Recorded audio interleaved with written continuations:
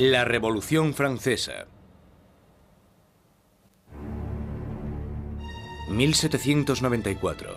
Prisión de Francis Conciergerie. Una fortaleza impenetrable a orillas del río Sena en París. Un lugar frío, húmedo e infestado de ratas, conocido como la antecámara de la muerte. En su interior, la voz de una joven nación está a punto de ser acallada. Con el pelo rapado y el cuello desnudo, Maximilien Robespierre está preparado para la cuchilla de la guillotina, para pagar el precio del desastre que dejó a su paso. La explosión de acontecimientos que constituyeron la Revolución Francesa. La Revolución Francesa es un momento extraordinario en el que la gente empieza a creer que puede rehacer casi toda la sociedad. No solo pueden cambiar la política, las instituciones, sino que a través de la acción política pueden cambiar también la propia naturaleza humana. La Revolución Francesa realmente constituye una encrucijada para el mundo moderno, porque todo empieza a tomar una dirección diferente. Nacida en plena era de la Ilustración, la Revolución fue testigo de cómo la tierra feudal le daba la espalda a la tradición aristócrata y trazaba un nuevo camino para el futuro. Hará temblar los cimientos de Europa y su impacto afectará al mundo entero. La Revolución Francesa es el acontecimiento más importante de la historia occidental. Hay avances como la Revolución Industrial, el capitalismo, pero en lo que se refiere a acontecimientos no se me ocurre ninguno más importante. Fue la revolución que más alteró las cosas, si consideramos que se deshizo de la Iglesia Católica, de la cristiandad, de la nobleza, del rey, de todo aquello que es tan fundamental antes del nacimiento del mundo moderno. La Revolución Francesa dará de comer a los pobres, traerá la democracia a Francia y establecerá un nuevo orden en la sociedad. Pero el progreso tendrá un precio. Fue un momento de una extraordinaria esperanza y ambición, y de repente se convirtió en la tragedia más espantosa. Ahora Robespierre está destrozado y derrotado. Pero hace solo 2 días se alzaba como el triunfador de la revolución más grande y sangrienta de toda Europa. Era tan fiel a sus ideales que le llamaban el incorruptible. Era tan poderoso que con la más mínima palabra podía sembrar el miedo en toda la ciudad. Robespierre era un excelente orador. Las palabras eran sus armas. Ahora, silenciadas por un disparo en la mandíbula, espera a que le llegue la misma muerte, rápida y brutal, que él impuso a muchos otros. La Revolución Francesa está a punto de probar su propia medicina.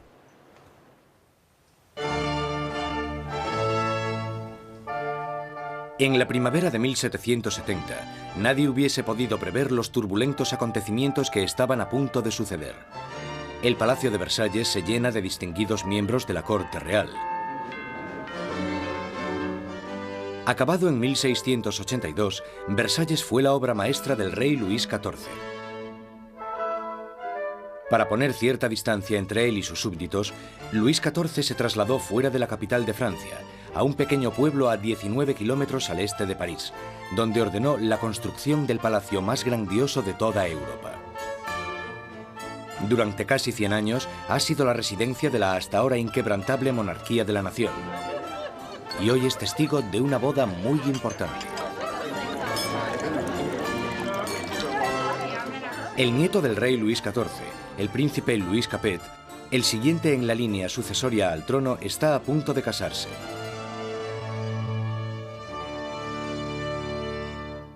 En su noche de bodas, con tan solo 15 años, Louis Capet es un chico tímido e indeciso, y posee pocas de las características propias de un futuro rey, y mucho menos de un marido. Luis era regordete, tímido, un quinceañero totalmente incompetente, con ningún tipo de distinción. La amante de Luis XVI, Madame du Barry, le describía como un chico gordo y maleducado. Básicamente, era poca cosa. A Luis XVI le resultaba muy difícil tomar decisiones. Siempre la última persona con la que hablase podía hacerle cambiar de opinión. Estas no son las cualidades que tendría que tener un líder. El matrimonio de Luis es una unión política entre la familia real austríaca, los Habsburgos y su propia familia, los Borbones. La boda simboliza el fin de una antigua rivalidad y el principio del establecimiento de nuevos lazos regionales. La futura esposa llega a Francia. una inocente y guapa chiquilla de 14 años. María Antonieta. María Antonieta es archiduquesa de Austria. Es la hija pequeña de la emperatriz María Teresa. Llega a Francia como parte de un acuerdo matrimonial con el que se produce una alteración de las alianzas debido a que por primera vez en la historia Francia y Austria se convierten en aliados más que en enemigos. María Antonieta llega a Francia como un símbolo político, pero como a toda adolescente, no le interesan los asuntos políticos. María Antonieta llega a Versalles siendo muy joven. No sabía mucho del país en el que estaba, no conocía sus costumbres y a la corte. Era una niña fuerte, muy vivaz, pero seguía siendo una niña. Cuando María Antonieta llega a Versalles, es solo una adolescente de 14 años, rubia con los ojos azules. Es guapa. Le gusta que la gente la considere atractiva y llega con la intención de conquistar a su marido y a su nueva familia. En la noche de bodas cae una tormenta que no hace presagiar nada bueno.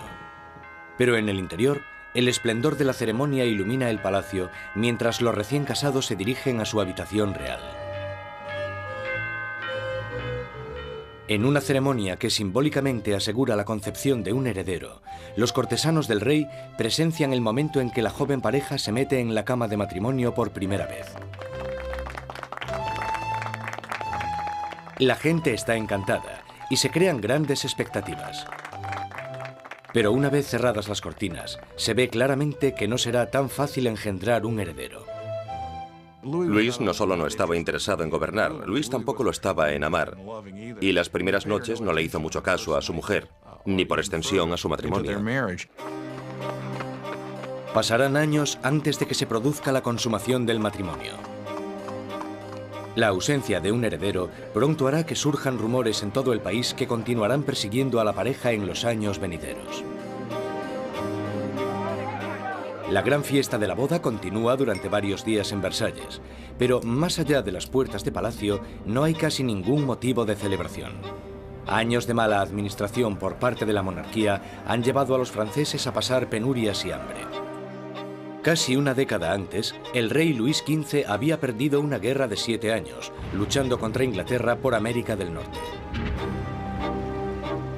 El desafortunado conflicto casi arruina a Francia, dejándola sin dinero y sin prestigio. Las arcas del Estado estaban casi vacías. Sin embargo, su población aumentaba día tras día. Con enfermedades como la peste totalmente erradicadas, pocos morían, pero muchos pasaban hambre.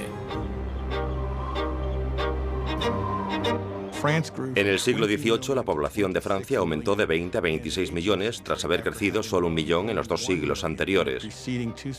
Esto causó una gran tensión generalizada y un nerviosismo en la gente. 4 años después de la boda real, el abuelo del príncipe Luis pierde su última batalla, contra la viruela. Muere Luis XV, un rey derrotado e impopular, dejando atrás a un país al borde del caos. En una espléndida ceremonia, el joven príncipe Luis hereda el trono y es coronado como Luis XVI. A pesar de la grandeza de su coronación, Luis XVI es totalmente consciente de que no está en absoluto preparado para ejercer de rey. Cuando muere el abuelo de Luis XVI y queda claro quién heredará el trono, él les dice que no sabe qué tiene que hacer, que se siente como si el mundo se le hubiese caído encima. A pesar de haber tenido una educación enfocada a su futuro reinado, no se siente preparado. Con un reino en crisis, Luis XVI es el peor hombre para estar al mando. El rey de 20 años reza: «Protege, Señor, a aquellos que reinan demasiado jóvenes». Instalados en los aposentos reales de Versalles, Luis XVI y María Antonieta empiezan su nueva vida como jóvenes monarcas. Aunque solo a 19 kilómetros, en París, está surgiendo una nueva era. Una era que entra en colisión directa con la monarquía en sí. Es la peligrosa nueva era de las ideas, la era de la Ilustración.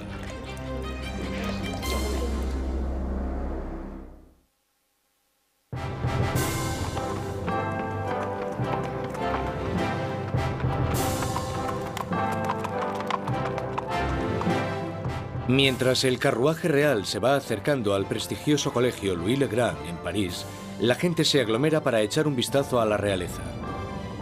Es el momento de darle la bienvenida a París al nuevo rey, Luis XVI, y a su joven esposa.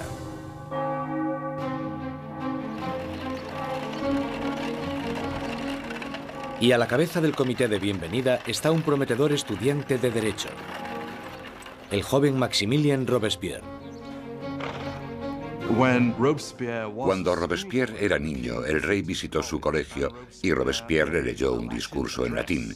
Así que, en realidad, habló con Luis XVI cuando él era solo un adolescente. Cuando Robespierre recita su monólogo en latín, el rey casi ni se fija en el niño. Pero años después, sus destinos les unirán otra vez en circunstancias muy diferentes, mucho más dramáticas.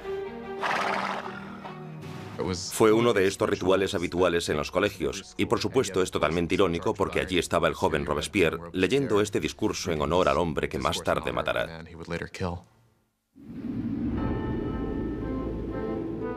Por ahora, su acogida es cariñosa y sus halagos sinceros. La visita de los monarcas puede que ganase los corazones de la gente, pero sus mentes se están inclinando cada vez más hacia una dirección totalmente diferente. Desde la Edad Media, la sociedad europea se había dividido en tres clases distintas, establecidas en el nacimiento.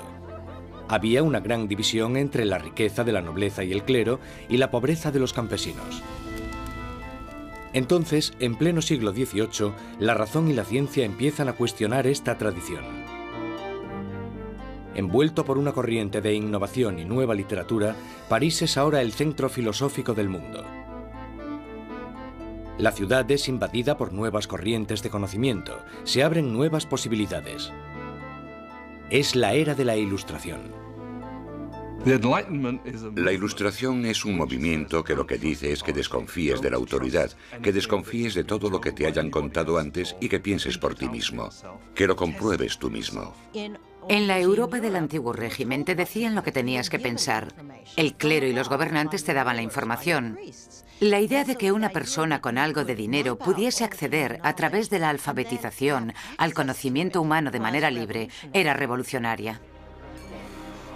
Surge una nueva élite por todo París.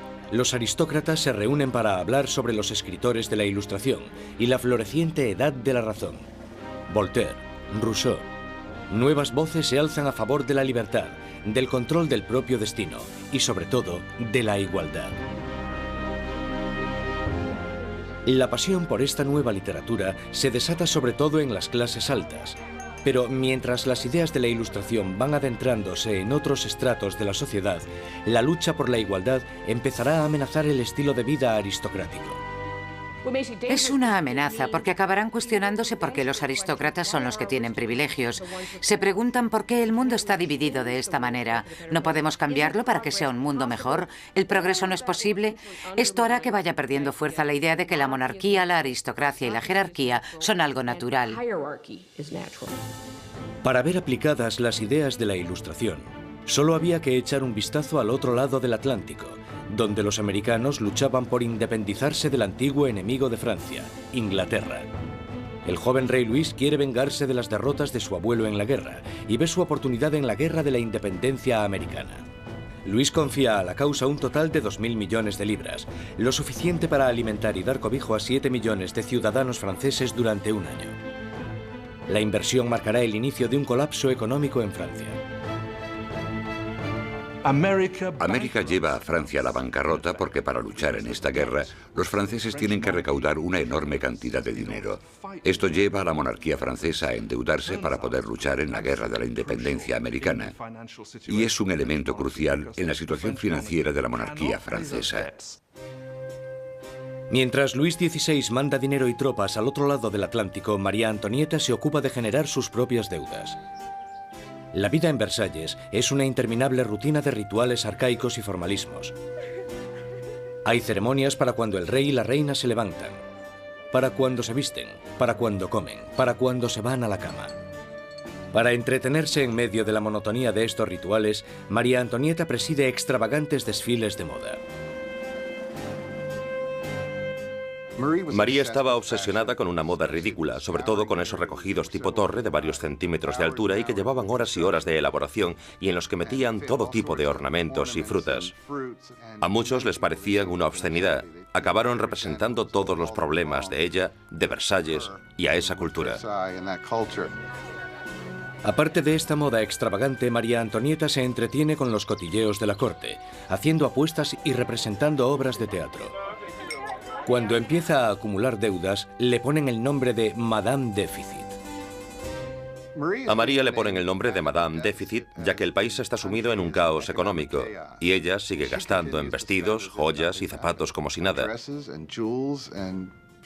Ella era la Imelda Marcos de su época.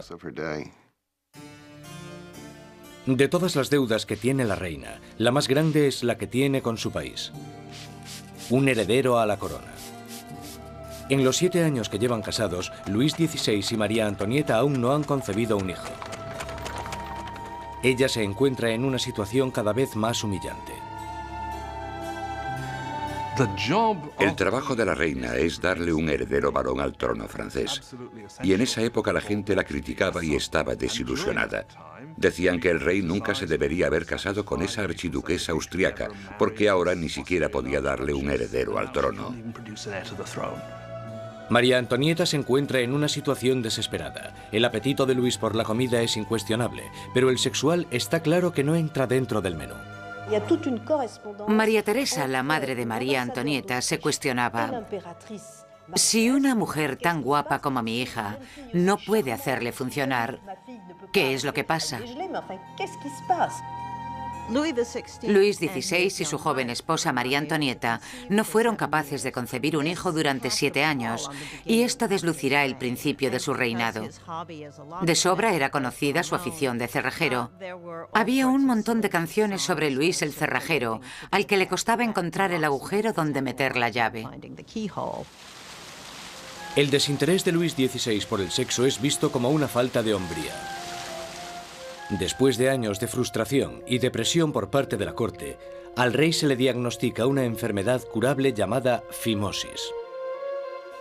Luis tenía una deformidad que hacía que la excitación sexual fuese extremadamente dolorosa, y por tanto no hubo consumación del matrimonio hasta que una operación quirúrgica lo corrigió, pero le aterraba operarse y le llevó años decidirse a hacerlo. Y cuando al final se operó, ¡voilà! Después de una simple operación, la pareja pudo tener su primer bebé, María Teresa. Pero no es fácil reparar el daño que se le ha hecho a la imagen de María Antonieta durante años. Desde principios de 1780, las calumnias habían circulado por todo el país, sátiras pornográficas del rey y de la reina, folletos obscenos que se reían de la impotencia de Luis XVI y retrataban a la reina como una ramera promiscua en una corte pervertida y decadente. Cuando la situación en el campo empeora, la opinión de la gente sobre la monarquía empieza a cambiar. Se producen muchas malas cosechas y la inflación aumenta el precio de la harina, llevando a la escasez de la parte esencial de la dieta francesa, el pan. Pero naturalmente estas privaciones acaban a las puertas de Versalles. Mientras los monarcas continúan viviendo en la extravagancia, las quejas se traspasan al papel. A la corte real se le acusa directamente. ¿Sabe por qué hay tanta gente necesitada? ¿Es acaso que su lujoso estilo de vida devora en un día lo que 1 millar de hombres necesitaría para subsistir?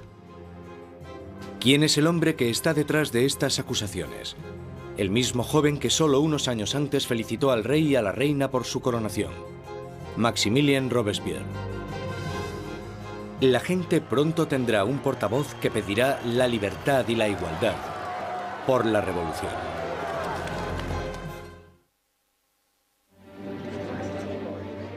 A finales del 1700, Versalles es un oasis de extravagancia, rodeado de una tierra desesperada.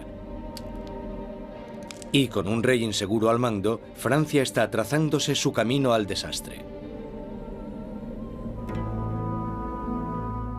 Después de 19 años de matrimonio, Luis tenía 4 hijos. Aún así, como rey sigue siendo impotente. En un intento por demostrar su liderazgo, Luis se mete a hacer reformas financieras, pero su equivocada manera de manejar las finanzas carga a los pobres con muchos impuestos, mientras la nobleza no paga casi nada. Con la economía por los suelos y la gente cada vez más inquieta, parece que incluso Dios está enfadado, golpeando a Francia con el invierno más frío de los últimos 90 años. Si alguna vez hubo intervención divina para empeorar la situación, seguro que fue en el verano de 1788 y la primavera de 1789. En el verano de 1788 había una creciente crisis política desarrollándose en un momento de seria escasez de comida. En 1788, para los franceses, la harina era la esencia de la vida. El pan, su medida de subsistencia. La mayoría de la gente en Francia comía casi 1 kilo de pan al día. El pan era esencial y su subida de precio la notó todo el mundo. Si el precio se doblaba, tenías problemas. Bajo la mala financiación de Luis XVI, el precio de la harina se disparó. Las escasas provisiones se estaban agotando y el precio de una rebanada de pan pronto igualó al sueldo de un mes.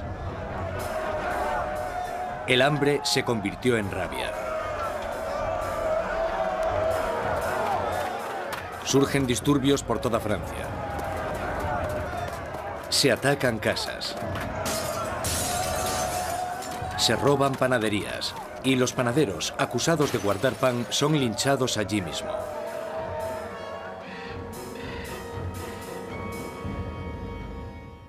Con la economía destrozada, los bancos fuerzan a Luis XVI a contratar a un ministro de Economía, Jacques Necker. Necker, un pensador progresista, es popular entre la gente de una manera que Luis XVI solo puede envidiar.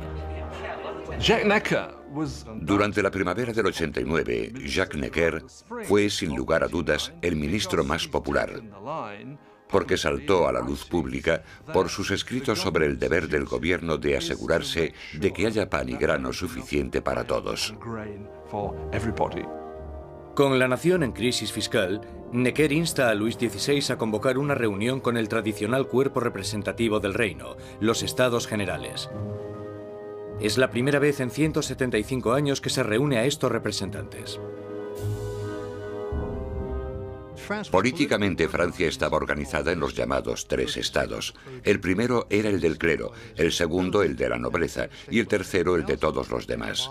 Y según los cálculos contemporáneos, los primeros 2 estados los formaban el 3% de la población y el tercer estado el 97%. Mucha gente pensaba que era muy injusto que este tercer estado, que era la mayoría de la población, tuviese solo 1/3 de los diputados. Consideraban injusto que el Parlamento tuviese 3 cámaras y que las 2 cámaras, la de la nobleza y la del clero, pudieran siempre anular la votación de la plebe. 4 de mayo de 1789. Un destacado joven abogado y político llega a Versalles. Maximilien Robespierre viene a presentarse ante los Estados Generales como diputado, para ser la voz que pida justicia para la gente que él representa, el tercer estado. Robespierre era un huérfano provinciano que había destacado académicamente con la obtención de una prestigiosa beca, convirtiéndose en un orador elocuente. Un mojigato en apariencia, pero con las ideas muy claras. Cuando volvió a su casa, al pequeño pueblo de Arras, las ideas de la Ilustración que había absorbido en los salones de París tuvieron a un poderoso defensor porque se convirtió en el abogado de los oprimidos de su pueblo natal. Cuando volvió a Arras y empezó a ejercer de abogado, leyó mucho sobre la Ilustración y cuando Robespierre ejerció de abogado en Arras, intentó utilizar esas ideas en los casos que él estaba defendiendo. Robespierre y sus compañeros pedían que la nobleza y el clero pagasen sus impuestos. Pero Luis XVI se siente cada vez más amenazado por el creciente radicalismo del tercer estado. Entonces, el 20 de junio, después de 6 semanas de estancamiento, los diputados se dan cuenta de que están siendo silenciados. El 20 de junio, cuando los diputados llegan a la reunión y encuentran las puertas cerradas, sospechan de un complot. Van a la sala, que era lo que nosotros llamamos la sala de juego de pelota, pero que en realidad era un frontón, se reúnen y juran que no dejarán de reunirse hasta que tengan una nueva constitución. Los diputados deciden constituirse en una nueva Asamblea Nacional y ser los verdaderos representantes del pueblo de Francia. El juramento del juego de pelota es uno de estos grandes y simbólicos momentos de la historia de la Revolución Francesa. Tienes a todas estas personas reunidas en este gran espacio abierto que es la sala de juego, levantando sus brazos en una especie de saludo casi romano, y para esta Asamblea Nacional fue el momento en el que se dan cuenta de su poder y dignidad, y realmente vieron que podían derrocar al rey de Francia. La Asamblea Nacional nace de un revolucionario estado de rebeldía. Será una comunión de voces procedentes de todo el país, un cuerpo parlamentario representando la voluntad de la gente. Pero arrebatarle el poder al rey no será tan fácil como firmar una simple proclamación. Todas estas victorias iniciales que tuvieron lugar en Versalles son la mayoría victorias sobre el papel y ninguna se había llevado a cabo. Cuanto más nos vamos acercando a julio de 1789, más miedo tienen los diputados de Versalles de que el rey esté reuniendo al ejército para derrocarles. A principios de julio, 30.000 soldados toman posiciones en los alrededores de París. Para defenderse, la gente forma una nueva Guardia Nacional. Los revolucionarios asaltan las armerías de París y se van con más de 28.000 mosquetes. Lo único que les falta es la pólvora, y la gente sabe dónde encontrarla. En el centro de París se alza un enorme castillo de piedra, conocido como el símbolo del dominio feudal, la Bastilla. La prisión acoge los almacenes de pólvora de la ciudad y se conoce como la prisión de las torturas y las muertes inexplicables. La Bastilla había sido el gran símbolo del despotismo monárquico, el gran símbolo de los reyes de Francia yendo más allá de los límites de su propio poder. Para los franceses simboliza el horror. En medio de las revueltas se produce un sorprendente escándalo. Luis XVI despide a su ministro de Economía, el apreciado Jacques Necker, por portarse demasiado bien con el pueblo. Horas después de despedir a Necker, llega a París la noticia de que han despedido a su hombre preferido de la corte. No queda más opción que la sublevación. El 14 de julio, multitud de gente se reúne identificándose entre sí con un pequeño emblema. Rojo y azul son los colores de París, separados por el blanco, el color de la Casa de los Borbones. El tricolor ha nacido. De entre la multitud exaltada, una voz grita: ¡a la Bastilla! Con el ataque a la Bastilla, la gente de París está diciendo: no te podrás librar de una nueva Asamblea Nacional. La gente está tomando cartas en el asunto, está cogiendo las armas y diciendo: estamos del lado de la revolución. Cuando el director de la Bastilla, Bernard de Lugny, se entera de que una gran multitud se está aproximando a la prisión, intenta cerrarla. Monta una defensa desesperada, pero los revolucionarios asaltan la fortaleza y arremeten contra los guardas con cuchillos y lanzas. Finalmente, el director de Lugny se rinde, pero la multitud enfurecida le agarra arrastrándole por las calles, le abuchean, le dan patadas y le golpean hasta que grita: «¡Dejadme morir!». La multitud entusiasmada accede con mucho gusto a su petición. Le apuñalan, le disparan y nace una revolucionaria tradición. Su cabeza decapitada desfila por las calles clavada en una lanza. Los diputados de la Asamblea Nacional no condenan inmediatamente este acto de violencia. De hecho, lo aceptan. Y fue esta aceptación de la violencia política lo que, bajo el punto de vista de algunas personas, creó una forma de conducta que tendrá consecuencias catastróficas para el desarrollo de la revolución. Con el humo aún levantándose de la Bastilla, Luis XVI vuelve de su viaje de caza. Debajo de la fecha del 14 de julio de 1879 escribe: «Nada», refiriéndose a su desafortunada caza. Un asesor le interrumpe con las noticias de los disturbios y la caída de la Bastilla. Luis XVI le pregunta: ¿es una revuelta? «No, señor», responde. «Es una revolución».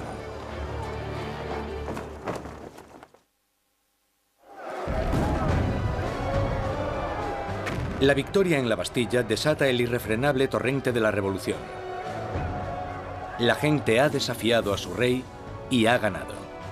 No hay vuelta atrás. Como símbolo de la derrota del feudalismo, la gente, hombres, mujeres y niños atacan y destruyen la Bastilla con sus propias manos, ladrillo feudal a ladrillo feudal.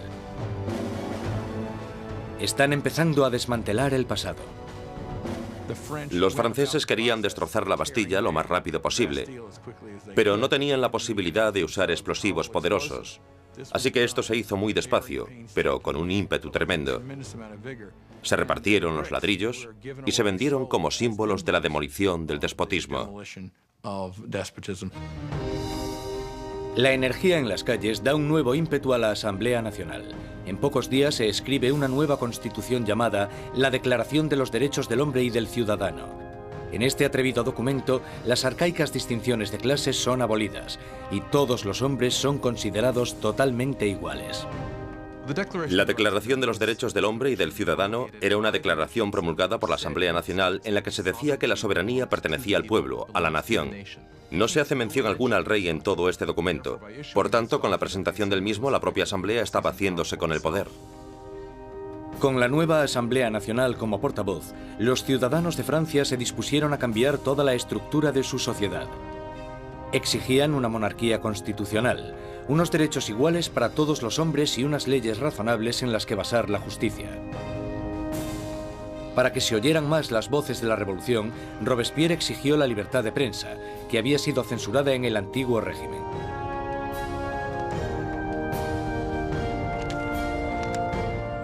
Como resultado, la prensa libre la encabeza l'Ami du Peuple, el amigo de la gente. Un periódico radical lleno de sermones sarcásticos y provocadores. Es la creación de un exmédico, Jean-Paul Marat. Después de un periodo de fracasos profesionales, Marat acabó viviendo en la pobreza y durante un tiempo encontró refugio en las alcantarillas de París.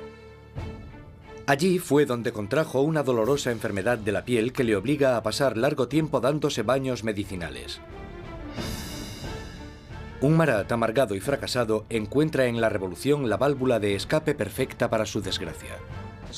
Jean-Paul Marat era simplemente uno de esos profesionales insatisfechos y desgraciadamente la revolución da una oportunidad a los profesionales insatisfechos. Marat canalizó toda su rabia, todo su resentimiento a través de un periódico que tuvo un éxito increíble, l'Ami du Peuple. Marat era un hombre con una rabia fuera de lo normal.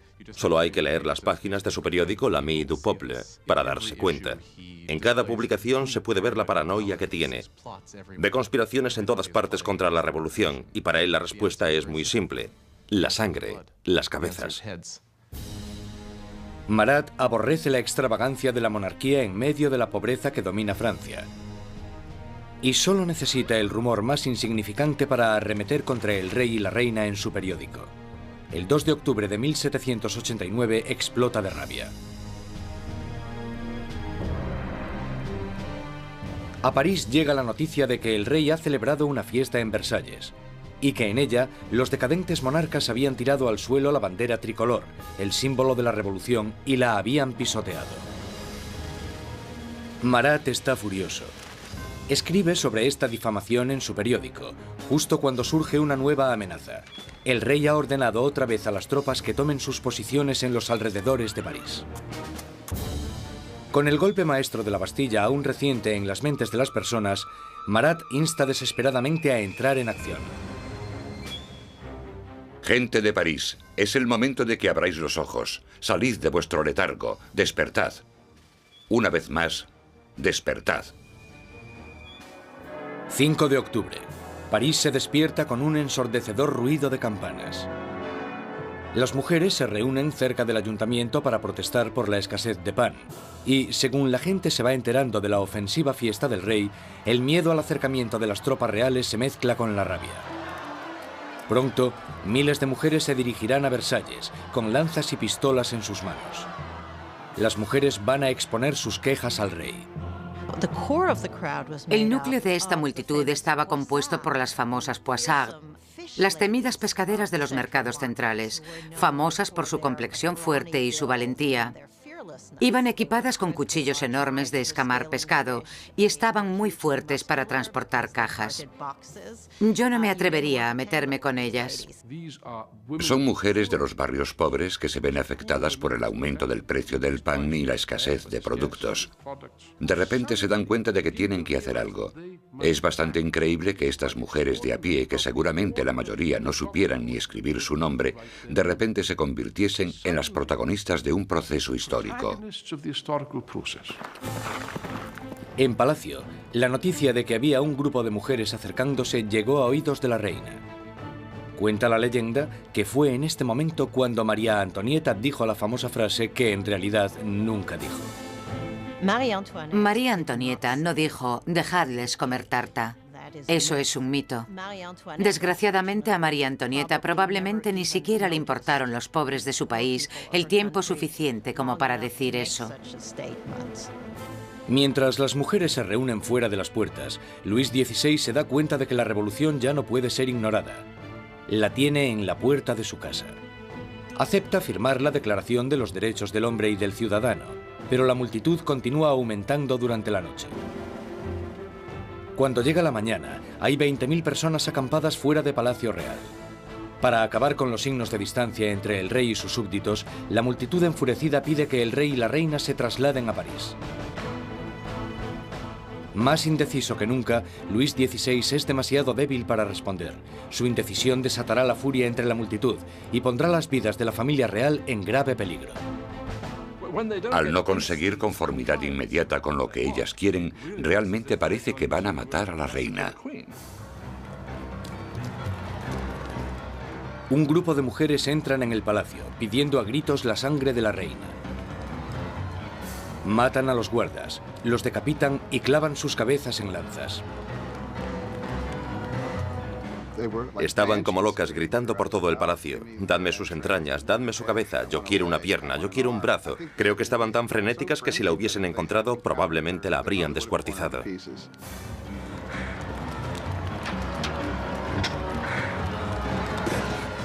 Temiendo por su vida, María escapa a los aposentos de Luis XVI solo unos minutos antes de que las mujeres entren en la habitación y hagan trizas su cama.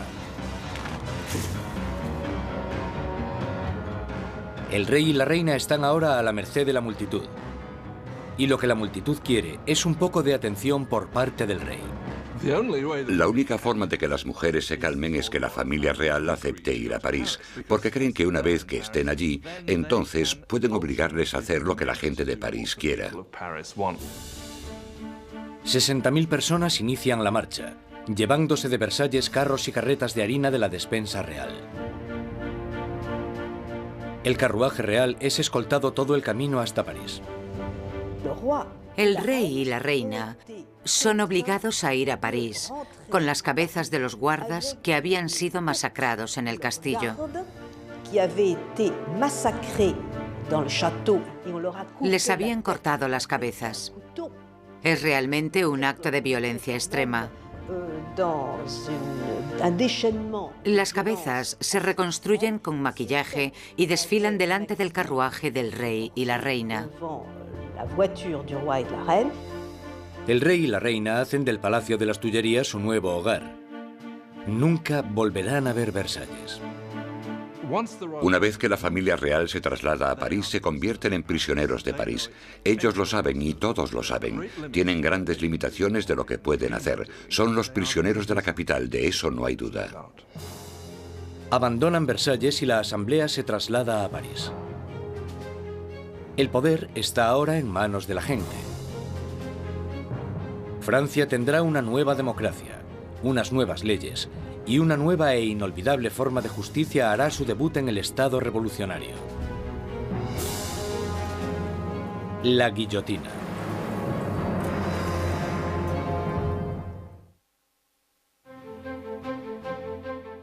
Mayo de 1791.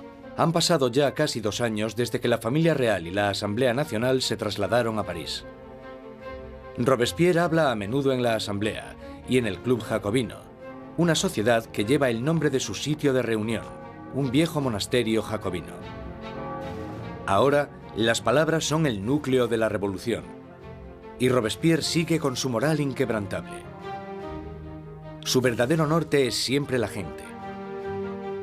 Pronto le apodarán el incorruptible. Francia es ahora una monarquía constitucional. El rey está obligado a compartir su poder con los revolucionarios en la Asamblea. Pero parece que su ración de poder se va haciendo cada vez más pequeña, y es obligado a firmar ley tras ley, disminuyendo su propio poder y el del otro régimen feudal, la Iglesia Católica. Luis decide que ha llegado el momento de escaparse de los confines de la nueva república y montar una campaña para reclamar su reinado. En 1791, Luis XVI decide que necesita volver a obtener el control de su país. Y sabe que solo puede hacer eso con la ayuda de un ejército extranjero. Así que su idea es dejar el Palacio de las Tullerías y avanzar hacia la frontera más cercana. 21 de junio de 1791. El rey y la reina se disfrazan de criados y, protegidos por la oscuridad, se escapan de París. Inician una carrera hacia la libertad. Pasada la medianoche, llegan al pequeño pueblo de Varennes, 160 kilómetros al este de París. Están cerca de la frontera con Austria. La salvación solo a unos pocos kilómetros de distancia, pero su intento de fuga no irá más allá.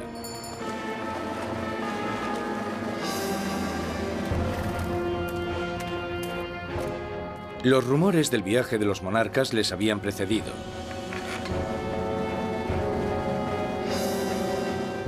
Un oficial del pueblo para el carruaje y les pide los pasaportes.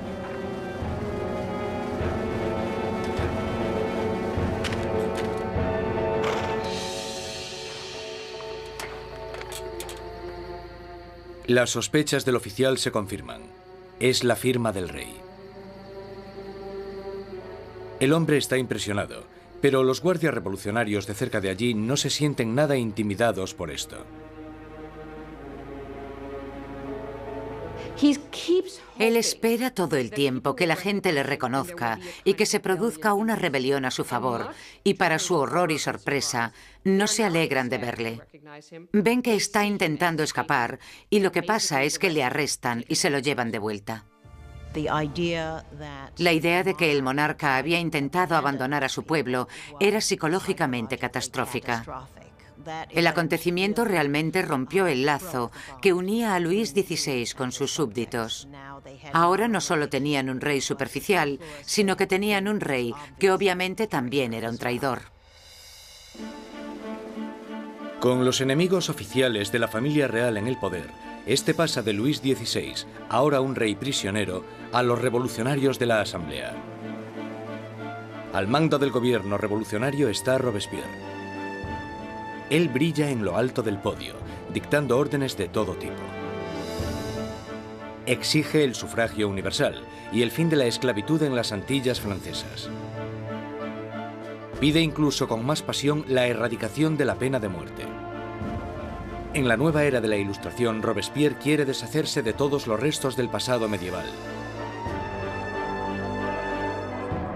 Europa ha heredado un macabro repertorio de métodos de ejecución de la Alta Edad Media.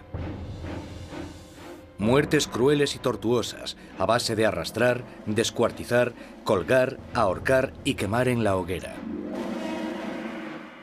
Bajo el antiguo régimen había toda una colección de truculentos castigos. La decapitación estaba reservada para la nobleza, y algo que la revolución quería desde el principio era que todo el mundo tuviese una muerte igual. Querían simbólicamente que todos pudiesen tener el mismo castigo. A pesar de la oposición de Robespierre, una nueva máquina de matar toma protagonismo en París. El inventor y físico Joseph Ignace Guillotin diseña una nueva máquina de decapitación, convirtiendo la antigua decapitación en una experiencia humanitaria. El doctor Guillotin describe su nuevo aparato a la Asamblea. El mecanismo cae como un rayo. La cabeza sale volando. La sangre se desparrama. El hombre está muerto. El mayor defensor del derramamiento de sangre, el periodista Marat, publica un artículo entusiasta en su periódico anunciando el nuevo nombre del aparato: guillotina. Pronto se conocerá con otro nombre: la cuchilla nacional. Los revolucionarios franceses creían en los valores humanos. Creían que no se debía causar un sufrimiento innecesario. Y lo que les gusta de la guillotina es que es rápida y eficiente. Y parece ser que, a pesar de que nadie haya regresado para contarlo, es indolora. La guillotina silenciará a los enemigos internos de la revolución, a cualquiera que sea sospechoso de planear el regreso del rey al trono. Pero son los enemigos de alrededor de Francia los que más preocupan a la Asamblea. Hay un miedo creciente de que los miembros de la familia real que huyeron a Austria inicien una contrarrevolución armada. La Asamblea exige un ataque preventivo, una declaración de guerra a Austria. Robespierre está en contra. Robespierre es una de las pocas personas que se opone a la guerra, porque piensa que los enemigos ganarán. Robespierre teme que el país no esté preparado porque no tiene un ejército capaz de derrotar al enemigo, y por tanto el enemigo llegará y destruirá la revolución. Robespierre no consigue convencerlos. En abril de 1792, la Asamblea declara la guerra a Austria, el país gobernado por la propia familia de María Antonieta. Surge un sentimiento nacionalista. Si Austria derrota al ejército revolucionario, Luis XVI sin duda reclamará su trono. Y se sospecha que María Antonieta está ayudando al enemigo mediante el envío de cartas a sus familiares en Austria, en las que se les pasa los movimientos de las tropas francesas para que obtengan ventaja. Todo esto mientras el rey y la reina simulan su apoyo a la revolución. Luis XVI y María Antonieta están jugando a dos bandos. Muchas veces simulan estar a favor de la revolución, pero a la vez conspiran contra ella. Están intentando sobrevivir. Se podría entender como que son supervivientes, pero bajo el punto de vista revolucionario, son unos mentirosos.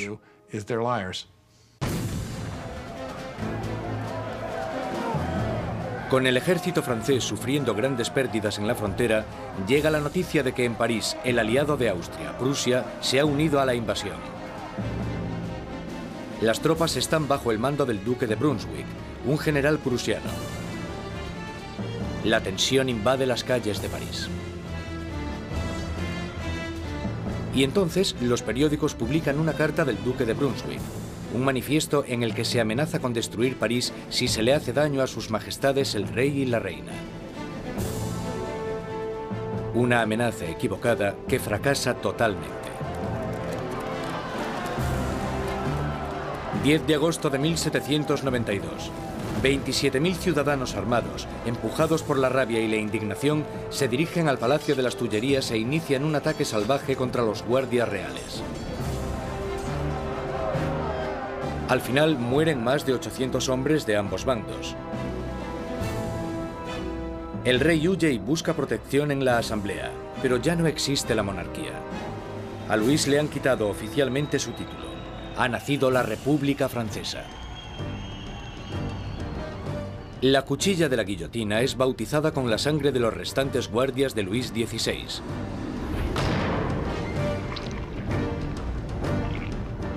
Y Robespierre, en su día un incondicional opositor de la pena de muerte, ha cambiado de opinión. El nacimiento de una nueva república solo puede iniciarse con la muerte de un rey. El nuevo y espeluznante aparato del doctor Guillotin se cierne sobre París como una advertencia: el castigo por desobedecer la ley y el orden. Recientemente bautizado con la sangre de los guardias del rey, pronto terminará también con la vida del rey. En agosto de 1792, con el rey destronado y la familia real metida en prisión, Robespierre y sus jacobinos están sumidos en una lucha por el control del gobierno nacional contra los girondinos, los moderados de la Asamblea. Pero en las calles de París hay un nuevo movimiento político.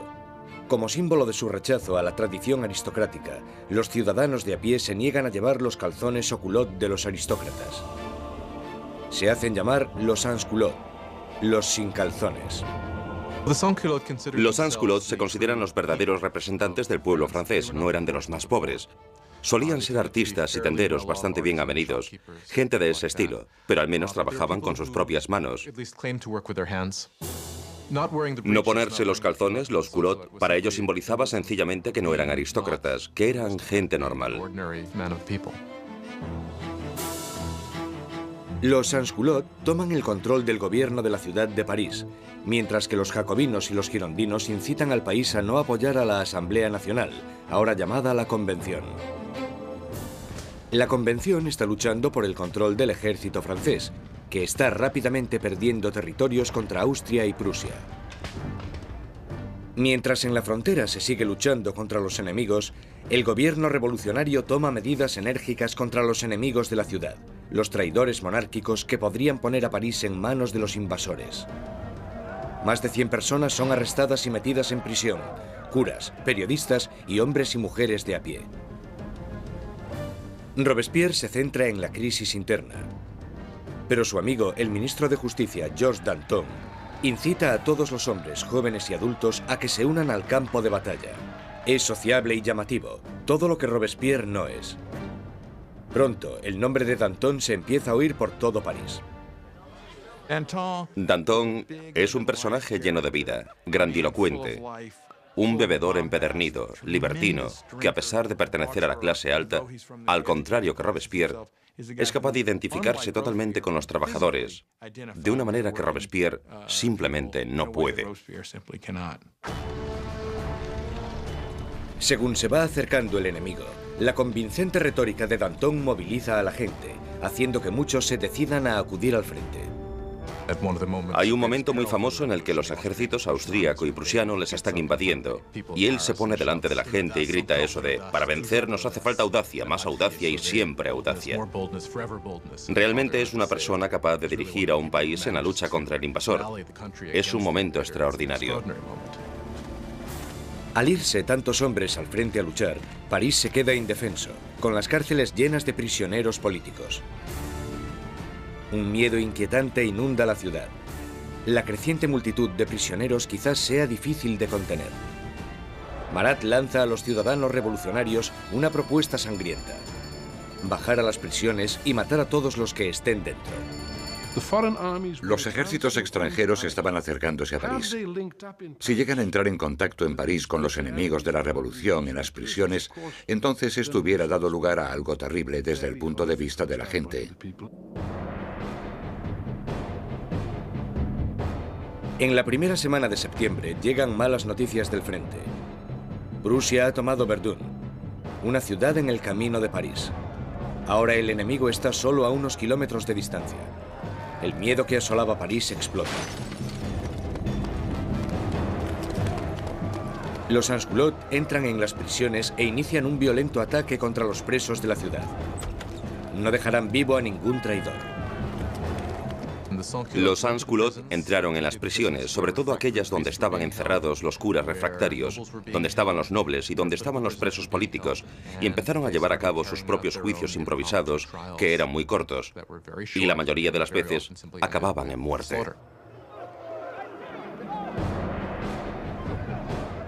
Las mujeres son violadas o mutiladas, los curas son destripados, los aristócratas descuartizados. En la primera masacre, más de 1.600 personas son asesinadas en solo unos días. Cuando la noticia de las masacres de septiembre se extiende por Europa, los enemigos de la revolución sienten repulsión.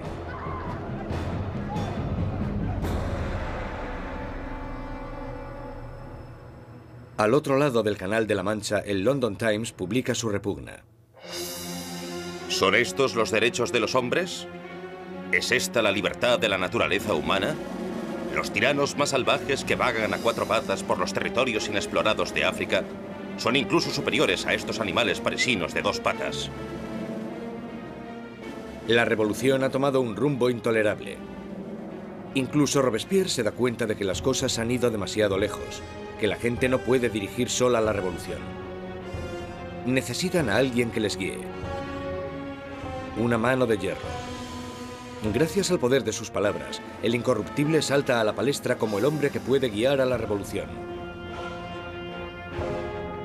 Robespierre, que anteriormente había apoyado la monarquía constitucional, ahora cree que ya no hay sitio para un rey. Se toma una decisión trascendental. Francia llevará a juicio a su propio monarca.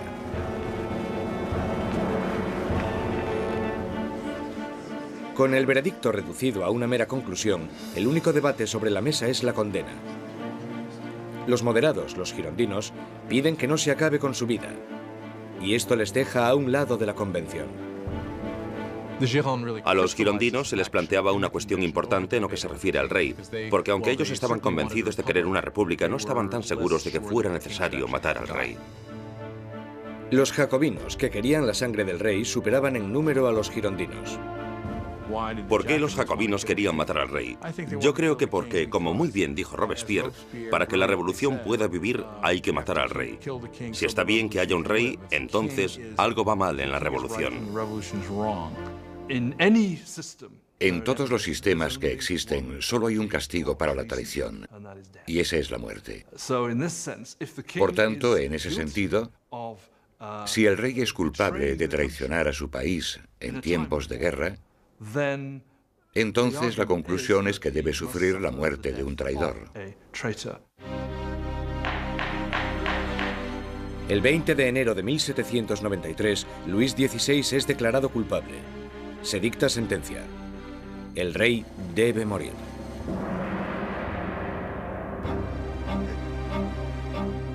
Esa noche se reúne durante un rato con su familia.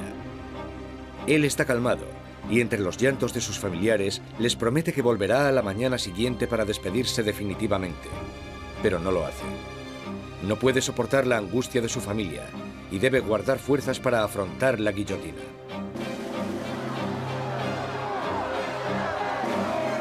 A la mañana siguiente, un carruaje lleva a Luis XVI al patíbulo. Estoicamente camina hacia la guillotina.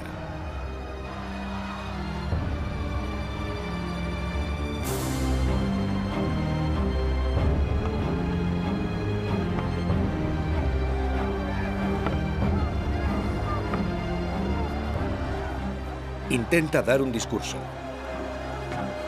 Confío en que mi muerte sirva para hacer feliz a mi pueblo, pero siento pena por Francia y temo que pueda sufrir la ira del Señor. Pero los guardias silencian sus palabras con el ruido de los tambores.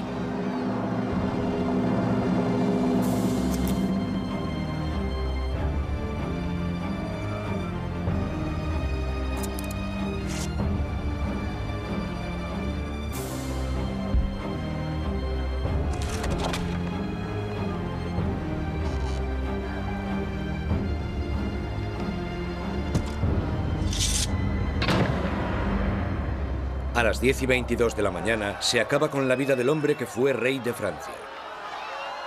Desde la prisión del templo, María Antonieta oye los disparos de los cañones, anunciando la muerte de su marido. Se desploma del disgusto.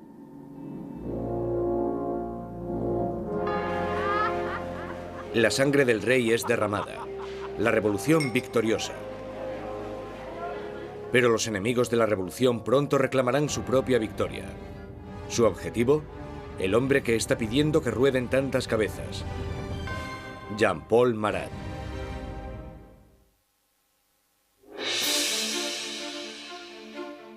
La ejecución del rey Luis XVI marca la victoria definitiva para los revolucionarios. Un momento cumbre en el que la joven nación, la República Francesa, nace literalmente de la sangre. A finales de 1792, los radicales jacobinos, por miedo a que la nueva revolución corra peligro de ser saboteada por los traidores, deciden utilizar medios cada vez más violentos. Pero los girondinos, que representan a los campesinos franceses, quieren frenar la creciente violencia por miedo a que desencadene una guerra civil. Su mayor oponente, Jean-Paul Marat, responde a los girondinos con furiosas palabras en su periódico. publicando los nombres de aquellos que él cree que están conspirando contra la revolución. Marat, que anteriormente había exigido la ejecución de 200 personas, ahora pide la de más de 200.000. Cuando observas el periodismo de Marat, te das cuenta de que tiene un principio básico que es el de ser más radical que nadie y exigir que se mate a la gente. Si observas el periodismo de Marat, todo el rato dice, con solo cortar unas cuantas cabezas todo irá bien. Y cuando las cosas no van bien, si cortas unas cuantas cabezas más, todo irá bien. De repente, los parisinos empiezan a matar a gente y Marat es el primero que quiere llevarse el mérito por eso. Pero el movimiento radical no ha llegado a todas partes. La gente de las afueras de París está furiosa con la creciente brutalidad de los jacobinos y piden que pare el derramamiento de sangre. Este mensaje llega a oídos de la encantadora Charlotte Corday, una chica provinciana sencilla pero a la vez segura de sí misma. Charlotte Corday es una mujer corriente de la ciudad de Caen que está horrorizada por las muertes que están sucediendo y quizás con razón considera que Marat es el principal responsable de todo esto. Él ha jugado un papel decisivo en el radicalismo de la revolución. La gente seguía pidiendo que rodasen cabezas. 13 de julio de 1793. Charlotte Corday llega a París. Sabe que el amigo del pueblo tiene una política de puertas abiertas y que a Marat se le puede encontrar en su casa a cualquier hora, dándose baños medicinales. Corday le visita con la excusa de que tiene una lista de traidores, de aquellos que están colaborando con los enemigos extranjeros para acabar con la revolución. Marat le pide la lista, prometiendo a Corday que los traidores serán guillotinados al día siguiente. Y cuando se la da, coge una daga, un pequeño puñal, y se lo clava en el pecho.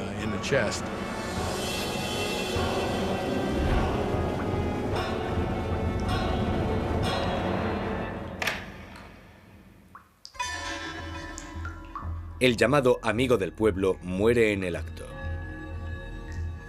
La furiosa voz de su periódico es silenciada.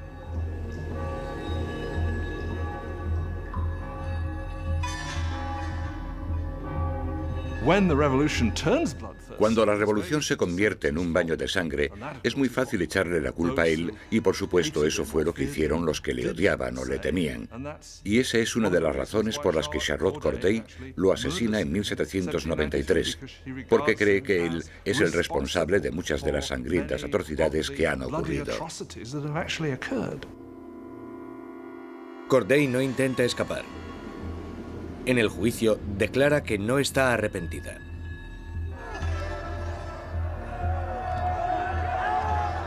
¿Qué esperaba conseguir asesinando a Marat? La paz. Ahora que está muerto, volverá la paz a mi país. Charlotte Corday es rápidamente ejecutada y su sueño de paz muere con ella. Ha matado a Marat el hombre, pero ha creado a Marat la leyenda, y su famosa muerte es retratada por un pintor revolucionario, Jacques-Louis David. Se convirtió en un mártir.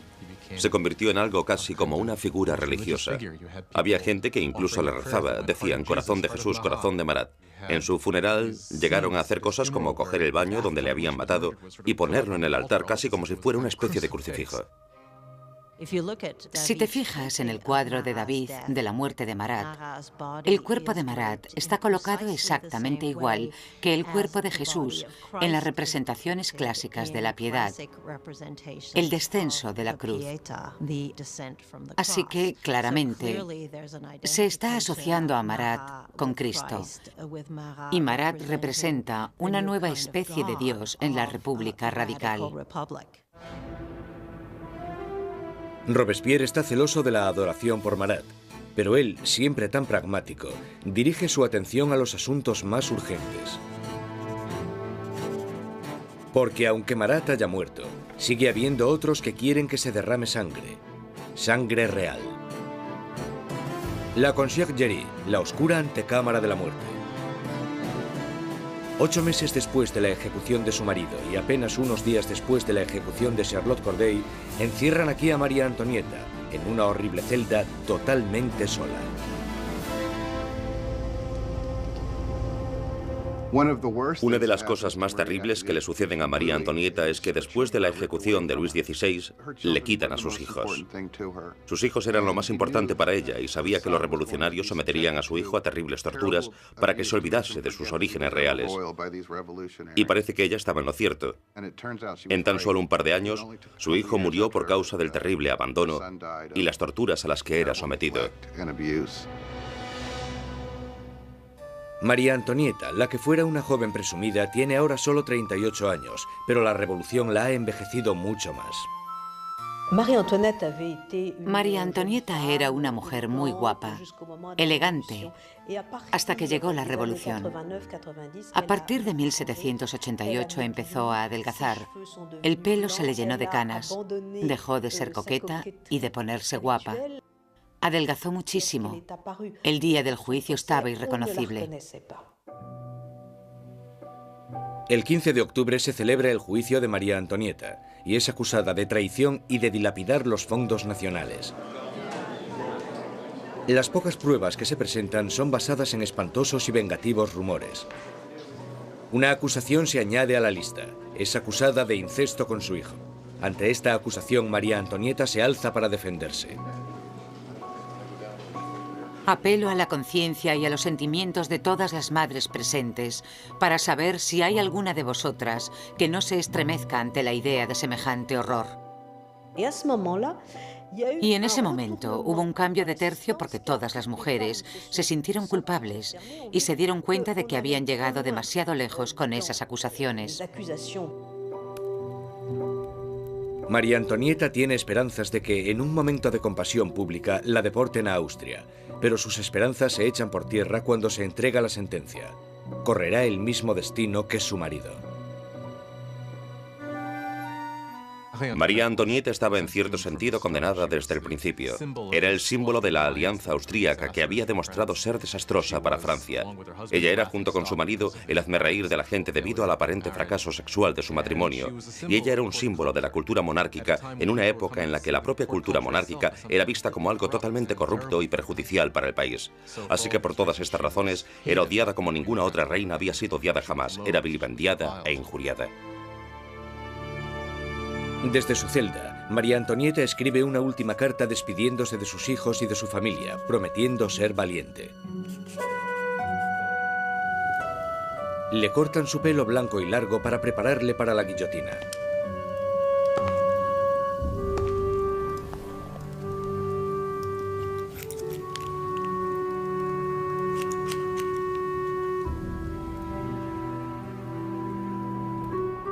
Le atan las manos con firmeza. Mientras es escoltada para salir de la prisión, tiene la esperanza de que llegue un carruaje.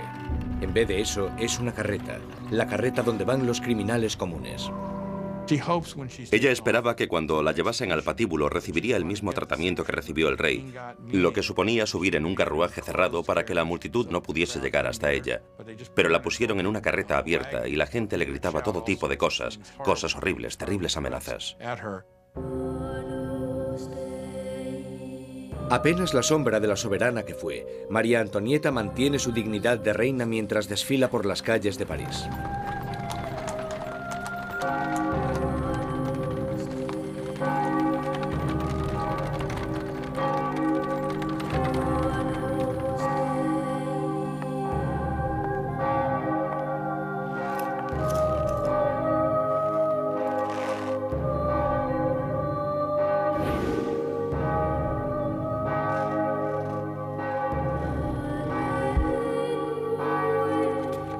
Su nombre y las acusaciones contra ella se leen en voz alta.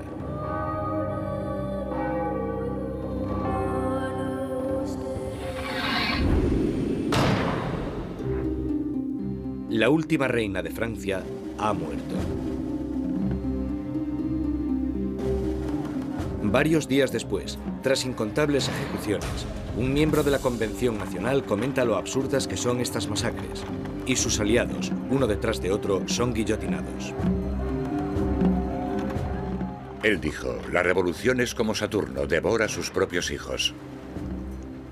Danton le contesta: las revoluciones, amigo mío, no son un camino de rosas. El derramamiento de sangre solo acaba de empezar.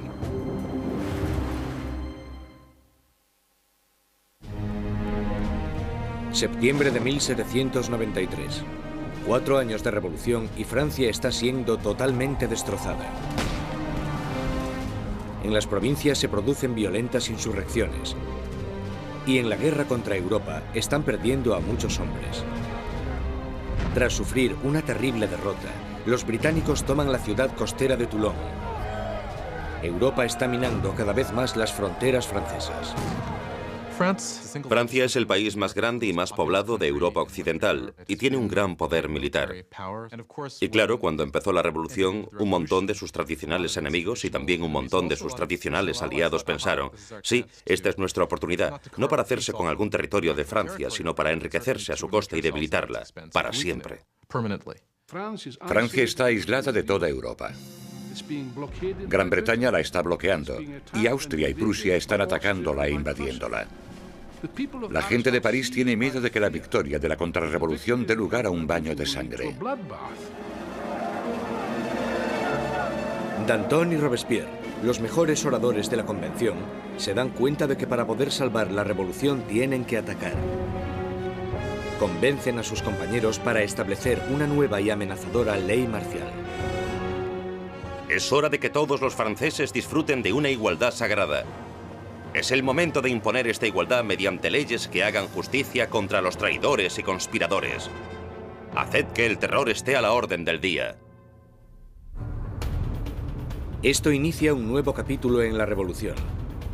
Un periodo de represión violenta llamado el terror. En un increíble cambio de tercio, los revolucionarios suspenden la nueva constitución y todos los derechos que garantizaba. Se colocan policías de paisano por todo el país. Cualquier persona sospechosa de realizar actividades contrarrevolucionarias es perseguida, sometida a un juicio rápido y mandada a la guillotina. El reino del terror fue concebido como un gobierno de emergencia. Lo que ellos entendían como terror se basaba en sembrar el terror en los corazones de los enemigos de la República. Por lo tanto, digamos que o estaban muertos de miedo o eran arrestados y liquidados.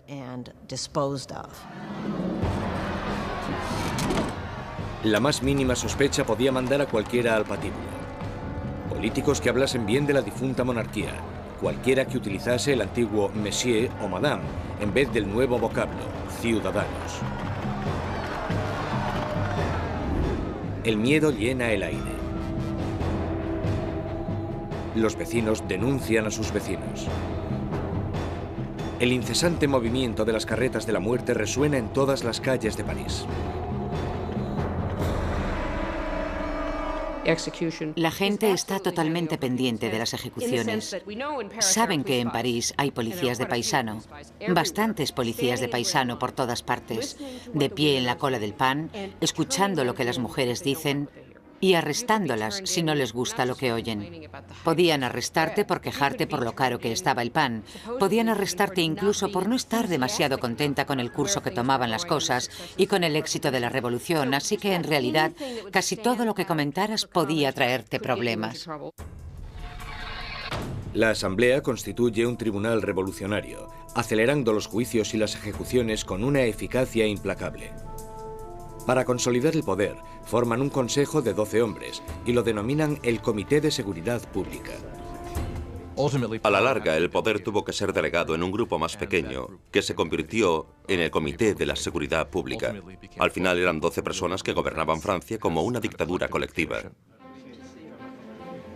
Por sus discursos magistrales y su visión revolucionaria, Robespierre enseguida se convierte en el portavoz del comité. Y su voz está pidiendo que se derrame más sangre. Una de las ironías de la vida política de Robespierre es que desde el principio él estaba totalmente en contra de la pena de muerte. Y por supuesto se tendrá que comer sus propias palabras cuando más tarde se convierta en un defensor acérrimo del terror y la guillotina. Nunca llegó a responder a eso directamente, excepto cuando dijo: bueno, los tiempos han cambiado. La revolución había vuelto implacable a Robespierre. El que fuera un apasionado defensor de la libertad de prensa ahora restituye la censura, vestigio del antiguo régimen. La Iglesia ya está siendo atacada y él se queda de brazos cruzados mientras uno de los revolucionarios más radicales, Jacques-René Hebert, hace una nueva propuesta: la descristianización. En plena crisis de la guerra y en plena rebelión interna, la gente empieza a decir que la culpa de todo la tienen los curas, la religión. Y que lo que tenemos que hacer, si queremos salvarnos de los enemigos de la revolución, es destrozar el poder de la Iglesia Católica.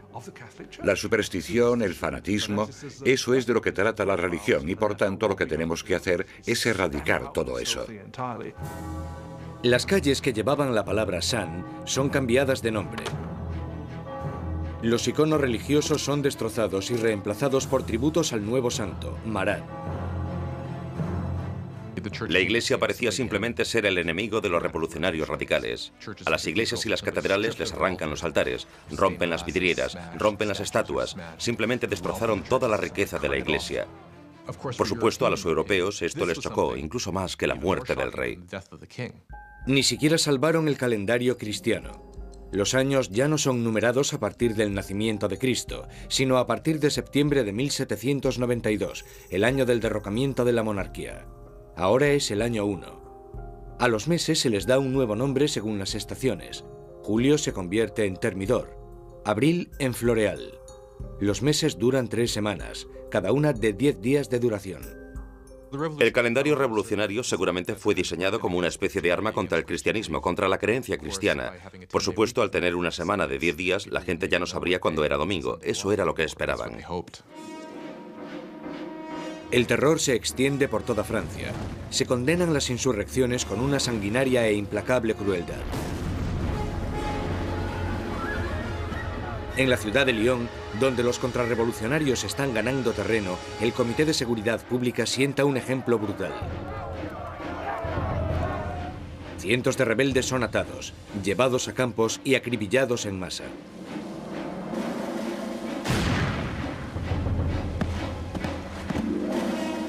Una región llamada la Vendée, al oeste de Francia, también se ha convertido en bastión de la contrarrevolución.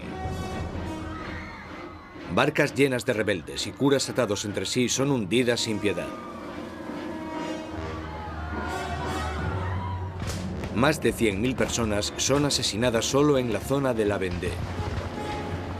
En París, la hoja de la cuchilla cae a un ritmo aún más frenético.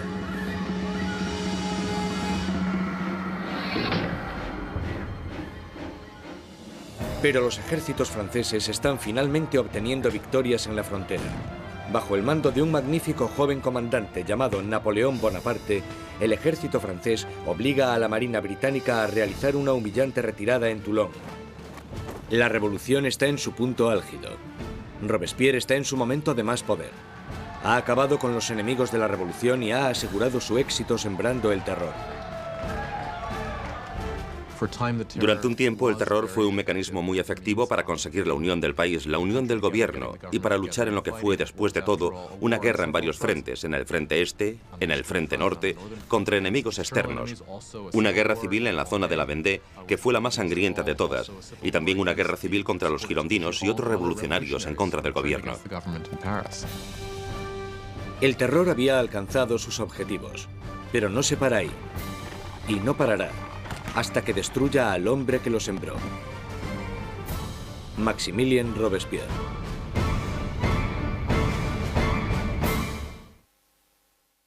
Con la sangre del terror, Maximilien Robespierre ha rescatado a la revolución. Un enérgico ejército está defendiéndose contra los ataques en la frontera, pero las dificultades internas aún no se han sofocado. En la cima del éxito, Robespierre sueña con un reto aún más grande: sembrar más terror para crear un nuevo tipo de sociedad. La República de la Virtud. Con virtud se refiere a la virtud cívica. Es un principio fundamental para Robespierre. Por ejemplo, no puedes ser un ciudadano virtuoso con simplemente obedecer la ley. Debes de estar activamente involucrado en el trabajo del Estado, y eso incluye acabar con los enemigos del Estado.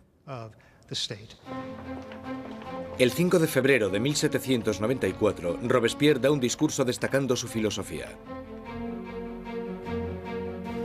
El terror sin la virtud es desastroso, pero la virtud sin el terror no vale para nada. Asocia la virtud con el terror. El terror en ese momento se convierte, a su manera de ver, en un instrumento con el que crear virtud. Pero otros no están de acuerdo. Para Danton, la revolución está yendo por el camino equivocado. Él y sus seguidores, los dantonistas, creen que es el momento de acabar con el terror, porque este ya ha hecho su función. En la primavera de 1794 las cosas empiezan a mejorar.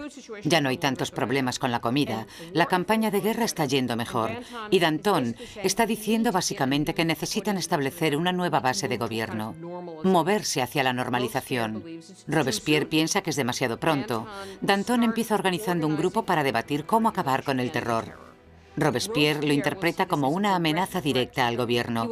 No lo ve como una simple diferencia de opinión sobre la dirección que debe tomar la política, lo ve como una traición. Y en la República de la Virtud de Robespierre, solo hay una respuesta a la traición. Los dantonistas son perseguidos y enseguida sentenciados a muerte. Robespierre ha mandado a cientos al patíbulo, pero estas ejecuciones le ponen nervioso. No acudirá a la decapitación de sus antiguos amigos y aliados. Mientras sube las escaleras de la guillotina, Danton grita: De lo único que me arrepiento es de irme antes que esa rata de Robespierre.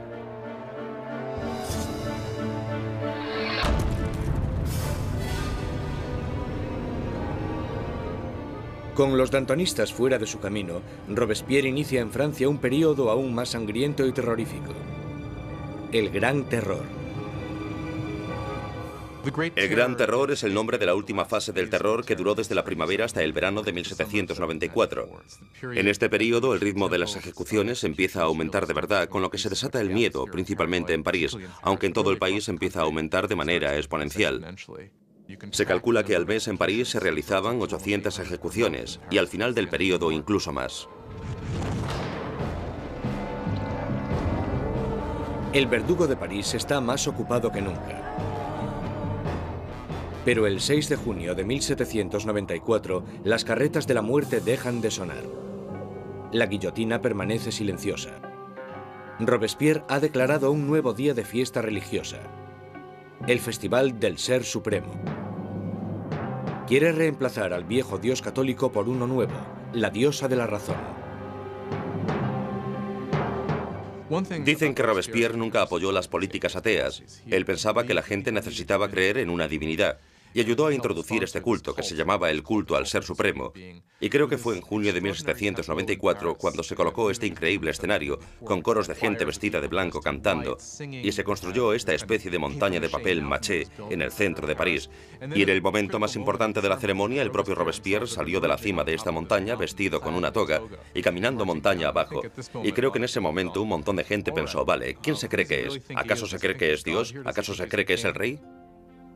Mientras el Gran Terror se descontrola, los aliados de Robespierre se dan cuenta de que ha perdido totalmente el contacto con la realidad.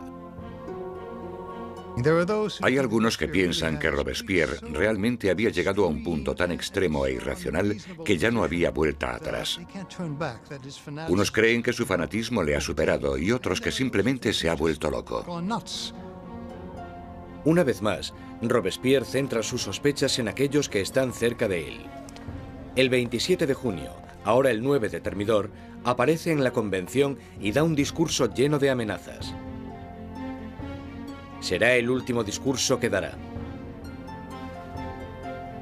Robespierre comete un error. Anuncia que tiene una nueva lista de enemigos de la República, pero no quiere darla. Todo el mundo teme estar en ella. Y cuando al día siguiente decide hacerla pública, le arrestan antes de hablar. Un improvisado coro de voces grita a Robespierre. Él les mira en silencio. Los diputados le acusan de rebeldía e inmediatamente le retiran de la convención. Robespierre y varios de sus aliados son llevados al ayuntamiento, donde permanecen vigilados durante la noche. Por la mañana temprano se oyen disparos y los guardias corren al segundo piso. Abren las puertas y se encuentran con una escena espeluznante. Uno de los aliados de Robespierre se ha tirado por una ventana. Otro se ha pegado un tiro en la cabeza. Y a Robespierre lo encuentran semi-inconsciente, con una herida de bala en la cara y la mandíbula destrozada por un supuesto intento de suicidio. Robespierre pasa sus últimas horas de vida en la mesa del Comité de Seguridad Pública, en la misma sala desde donde había conducido el terror hasta su espantoso y sangriento final. Mientras es ridiculizado e insultado por sus antiguos aliados, Robespierre es incapaz de responder. El gran maestro de la oratoria ha sido acallado. En la Conciergerie, donde la última reina de Francia le había precedido, Robespierre se prepara para la hoja de la cuchilla nacional. Su compañero de celda, el revolucionario Saint-Just, le señala un dibujo de los derechos de los hombres y el ciudadano, y declara: por lo menos hicimos eso. Robespierre encabezó la revolución y cambió la estructura de Francia. Estableció un nuevo orden de sociedad e instauró un sistema sangriento y tiránico para asegurarse el éxito. Pero estaba destinado a ser una de las últimas víctimas de este sistema. Resulta que la gente quiere realmente acabar con el terror, pero nadie sabe cómo hacerlo. Lo único que puede acabar con el terror, y parece que en eso todos están de acuerdo, es la caída de Robespierre.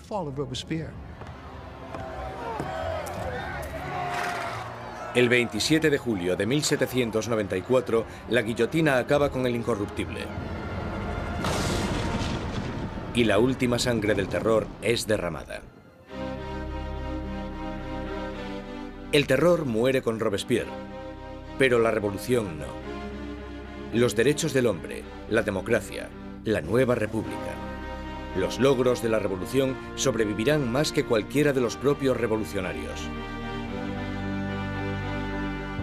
Francia entrará en un periodo de incertidumbre, paralizada por el miedo a otro terror, o incluso algo peor: la vuelta a la pasada monarquía opresiva. Pasarán 5 años de estancamiento, hasta que, una vez más, el poder se consolide en manos de un único hombre, Napoleón Bonaparte. Los historiadores no se ponen de acuerdo sobre cuándo terminó la revolución. Algunos creen que terminó con la subida al poder de Napoleón. Otros mantienen que la revolución continuó hasta el siglo XIX e incluso más allá. La Revolución Francesa es un momento en el que la gente toma por primera vez las riendas de su propio destino. La idea de que los súbditos de la monarquía más antigua, más prestigiosa y más poderosa de Europa pudiesen reescribir su historia fue algo que tuvo una resonancia increíble. La revolución destruyó la antigua Europa feudal y cambió para siempre el curso de la civilización occidental. Con la Revolución Francesa surgen muchas preguntas. ¿Cuánta violencia está justificada para conseguir una sociedad mejor? ¿Tiene la gente derecho a acabar con lo que consideran un sistema injusto para reemplazarlo por lo que están convencidos en sus corazones de que es un sistema más justo? ¿Cuánta violencia está justificada para poder llevarlo a cabo? Aún hoy en día nos preguntamos todo esto. Cuando Robespierre y sus aliados estaban ocupados conduciendo a su país hacia el futuro, muchos de ellos se debieron haber preguntado cuál sería el resultado final. Más de 200 años después del nacimiento de la República Francesa, el fantasma de Robespierre está aún presente en las revoluciones. Desde Rusia hasta Vietnam, desde China a América Latina. Los experimentos franceses con la democracia han inspirado los modelos de todo el mundo. Sea donde sea que haya una tiranía, el grito pidiendo justicia perdurará para siempre. Libertad, igualdad, fraternidad. Por la revolución.